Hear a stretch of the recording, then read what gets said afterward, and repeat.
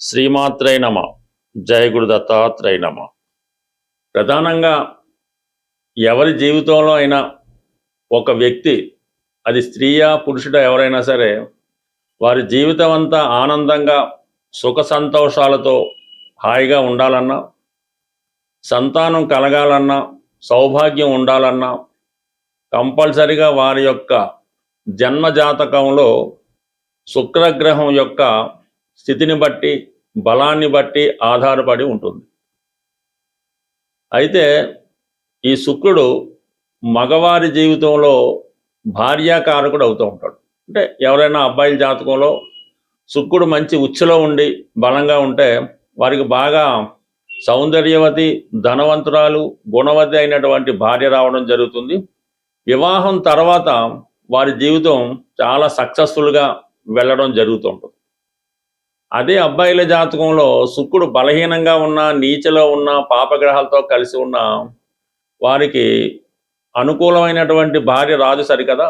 వివాహం తర్వాత వాళ్ళ జీవితం చాలా స్ట్రగుల్ పడవలసి ఉంటుంది. ఉదాహరణకు ఉద్యోగం పోవడం కానీ, పేరెంట్స్తో విభేదాలు రావడం కానీ, ఆర్థిక పరంగా చితికిపోవడం కానీ, వ్యసనపడవడం కానీ, ఇవన్నీ వివాహం తర్వాత జరుగుతున్నాయంటే వారి యొక్క జీవితంలో వాళ్ళకి ఈ పతనానికి వాళ్ళ భార్య అయితే కారణం కాదు. ఇతని జాతకంలో ఉన్నటువంటి శుక్రుడు మాత్రమే కారణమవుతుంటాడు. అందుకని శుక్రుడు ప్రధానంగా కారకత్వం వహించిన విషయాల్లో మెయిన్ సంతానం ఒకటి. వివాహం తర్వాత సంతానం కలగపోవడానికి కానీ, సంతానం ఆలస్యం అవడానికి కానీ శుక్రుడే కారణం అవుతుంటాడు. అంటే శుక్రకణాలు, అది సైన్స్ పరంగా వెళ్తే అది డెప్త్ సబ్జెక్ట్ అవుతుంది. బట్ ఏదైనా శుక్రుడి బట్టే సంతానం కలుగుతుంది. ఒకరి జీవితంలో పెళ్ళైన తర్వాత మొత్తం అందరూ అమ్మాయిలే, ఆడపిల్లలే పుడుతున్నారు అయినా దానికి శుక్రుడే కారణం అవుతూ ఉంటాడు. లేదా అందరూ అబ్బాయిలే కలుగుతున్నారు అయినా కూడా శుక్రుడే కారణం అవుతుంటాడు. రిపీటెడ్గా గర్భస్రావం జరుగుతూ ఉంటుంది, అంటే ప్రెగ్నెన్సీ పోవడం జరుగుతుంటుంది, 2-3 సార్లు కూడా పోవడం జరుగుతుంటుంది. దానికి కూడా శుక్రగ్రహమే కారణం అవడం జరుగుతూ ఉంటుంది. మనిషి యొక్క జీవితంలో చెడు అలవాట్లకి, వ్యసనాలకి కూడా మరి శుక్రుడే కారణం. అలాగే ఈ రొమాన్స్కి, ఈ లవ్ అఫేర్స్కి, అక్రమ సంబంధాలకి, వాట్ ఎవర్ ఇట్ మేబీ, జీవితంలో ఒక సంతోష గడియలు రావాలన్నా శుక్రగ్రహం బలం ఆధారపడి ఉంటుంది. మరి ఖరీదైనటువంటి వాహనాలకి, అలాగే ఖరీదైనటువంటి నగలకి, వివాహానికి, వివాహం తర్వాత జీవితానికి, శృంగార జీవితానికి కూడా శుక్ర బలాన్ని బట్టి ఆధారపడి ఉంటుంది. ఉదాహరణకి జన్మజాతకంలో, స్త్రీల జాతకంలో శుక్రుడు బలంగా ఉంటే, అంటే మంచి స్వక్షేత్రంలో కానీ, ఉచ్చులో కానీ ఉన్నప్పుడు చాలా వాళ్ళు పవిత్రంగా, మరి చాలా సౌకర్యవంతంగా, పవిత్రంగా, చాలా డీసెంట్ బిహేవియర్తో కలిగి ఉంటారు.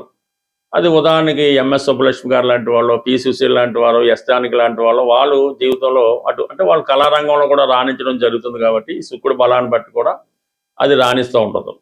అదే శుక్రుడు నీచలో ఉండి బలహీనంగా ఉంటే ఈ టీవీ యాంకర్లుగానో, మామూలుగా ఏంటంటే స్ట్రీటు, ఇలాగా చాలా వరకు వాళ్ళు రావడం జరుగుతుంటుంది. బట్ ఏదైనా ప్రస్తుతం ఈ శుక్రగ్రహం మనకి ఈ సింహరాశిలో సంచరిస్తూ రేపు ఆగస్టు 1వ తారీఖున కన్యారాశి అయినటువంటి తన నీచ రాశిలోకి ప్రవేశించడం జరుగుతుంది. మరి దీని సందర్భంగా ఏ ఏ రాశుల వారికి ఎటువంటి ప్రభావం చూపుతుందన్న విషయాన్ని మనం ఈ వీడియోలో రాశుల వారిగా తెలుసుకునే ప్రయత్నం చేద్దాం. మకర రాశి వారికి శుక్రుడు యోగకారకుడు, పంచమ దశమాధిపతి, ఒక కేంద్రానికి, కోణానికి, ఒక లక్ష్మీ స్థానానికి, విష్ణు స్థానానికి ఆధిపత్యం వహించడం వల్ల మకర రాశి వారికి రాశ్యాధిపతి శని కన్నా శుక్రుడే అత్యంత శుభాన్నిచ్చే గ్రహం.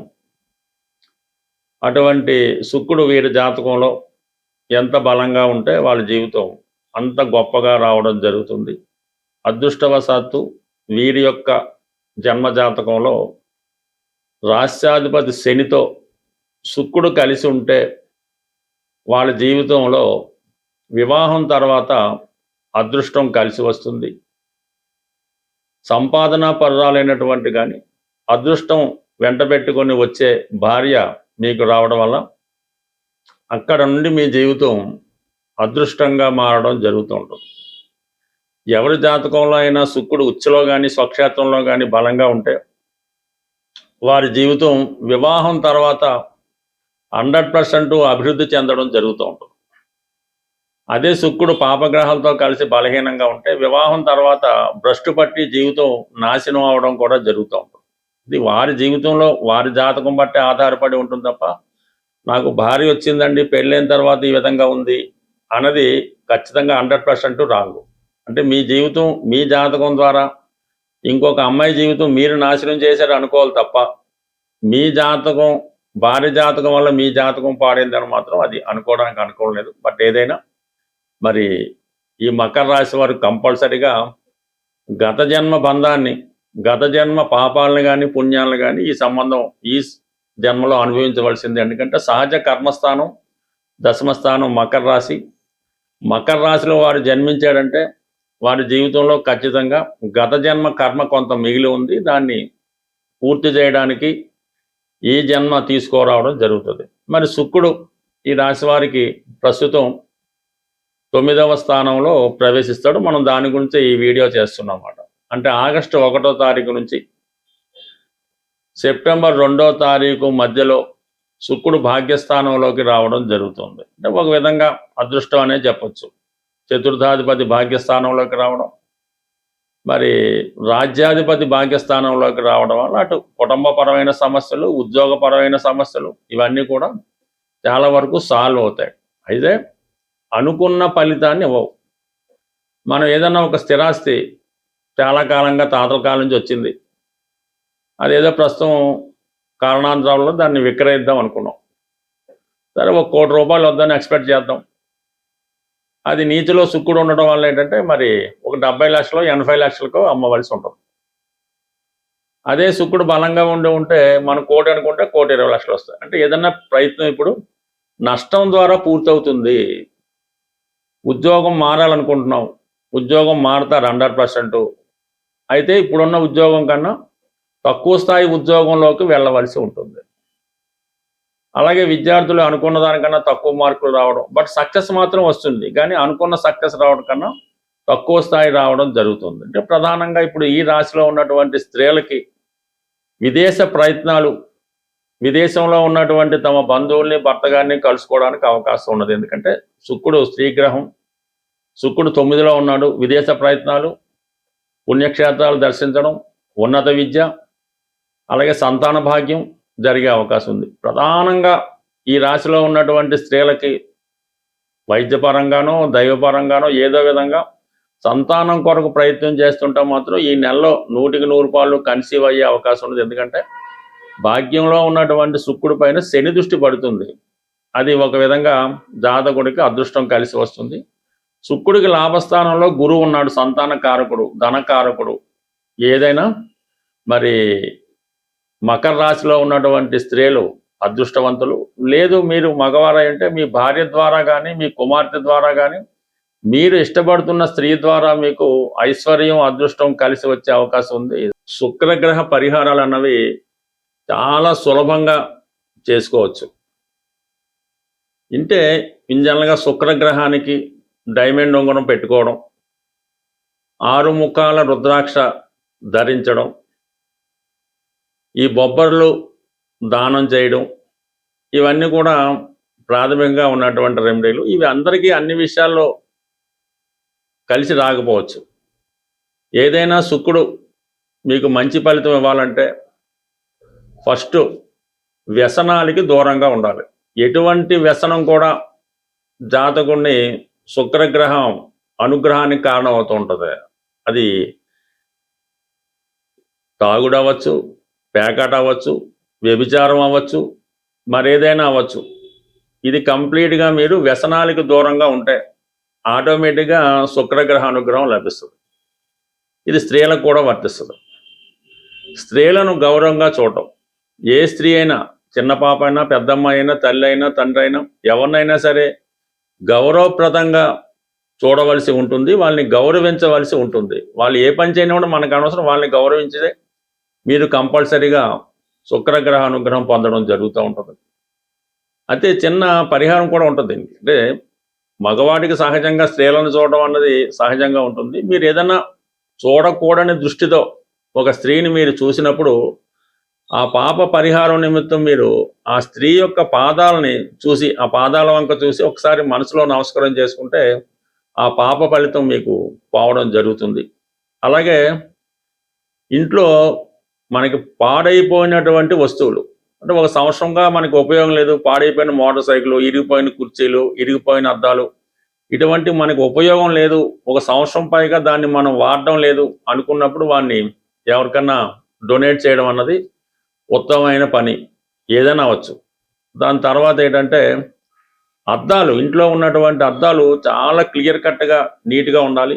సాధ్యమైనంత వరకు పడక గదిలో, బాత్రూములో ఈ అద్దాలు, అంటే ముఖం చూసుకొని అద్దాలు లేకుండా ఉండడం మంచిది. మామూలు అద్దాలు అయితే ఓకే, గ్లాసెస్, పార్టిషన్ గ్లాసులు ఓకే. తర్వాత ఇంట్లో ప్రధానంగా పూజ గదిలో ఉంచవలసినవి అంటే మీ యొక్క బీరువాలో దక్షిణావృత శంఖం, చక్కగా మంచి దక్షిణావృత శంఖాన్ని పెట్టుకోవచ్చు. లక్ష్మీ గవలు, అవి విడివిడిగా ఉంచకూడదు. ఒక 8 గవలు ఒక ఎరుపు రంగు సిల్క్ క్లాత్లో మూటగట్టి పెట్టుకోవడం. అలాగే గోమతి చక్రాలు ఒక 8 మీ పూజా మందిరంలోనో క్యాష్ బాక్స్లోనో పెట్టుకోవడం వల్ల అనుకూలించే అవకాశం ఉంది. కంపల్సరిగా మీ పూజా మందిరంలో దేవుడి బల్ల దగ్గర మట్టితో అదే ఈ కుంకుమ భరణలు, చెక్కతో చేసిన కుంకుమ భరణలు ఒక 2 తీసుకోవాలి. ఒక కుంకుమ భరణ ఎప్పుడు కూడా ఇంట్లో ఉండకూడదు, 2 పక్క పక్కన ఉండడం మంచిది. ఒక కుంకుమ భరణలో పసుపు, మరొక కుంకుమ భరణలో కుంకుమ, సింధూరం, అంటే ఈ 2 కూడా పక్క పక్కనే పెట్టి అవే అమ్మవారి రూపంలో మీరు పూజించడం వల్ల కూడా మీకు అనుగ్రహం కలుగుతుంది. అలాగే మరి ఈ పూర్వకాలంలో చేట, ఈ ఎదురు బద్దలతో చేసిన చేట ఉండేది, ఇప్పుడు వాడకం అది తగ్గిపోయింది. కంప్లీట్గా మీ ఇంట్లో మాత్రం పూజా మందిరంలోనో మీ వంటగదిలోనో ఎక్కడో దగ్గర మాత్రం ఒక చేట అన్నది కంపల్సరీగా ఉంచవలసి ఉంటుంది. దానికి అలా కొత్తది కొన్న పశుపతి రాస్తూ ఉంటారు, ఆ విధంగా ఒక చేట మీ ఇంట్లో ఉంచడం. ఈ పూర్వకాలంలో ఈ ధాన్యం అది కొలుచుకునే ఈ కొంచెం సేరు, అర్ధ సేరు తవ్వ అని ఉండేవి. మీ యొక్క స్థాయిని బట్టి అది వెండిదైనా పర్లేదు, ఇనపదైనా పర్లేదు, ఒక కొంచెం కానీ కొలిసే సాధనం అది ఒక డిజైన్ ప్రత్యేకంగా ఉంటుంది. అది కూడా మీ యొక్క పూజా మందిరంలో కానీ స్టోర్ రూమ్లో కానీ ఇది ఉంచుకోవడం వల్ల కూడా మీకు లక్ష్మీప్రదంగా రావడం జరుగుతుంటుంది.